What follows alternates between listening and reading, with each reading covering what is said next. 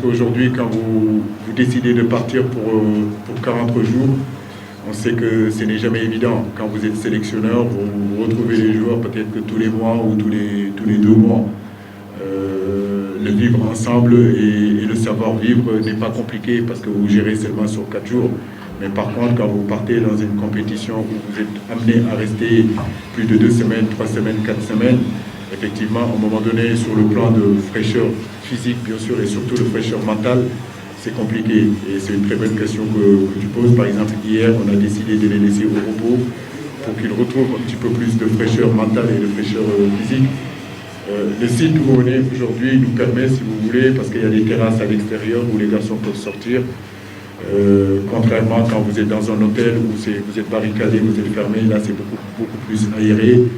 Les garçons font du vélo, ils sortent un petit peu, ils discutent, ils parlent pour un petit peu se déconnecter parfois de cette canne-là. Et ça, je trouve que c'est très bien.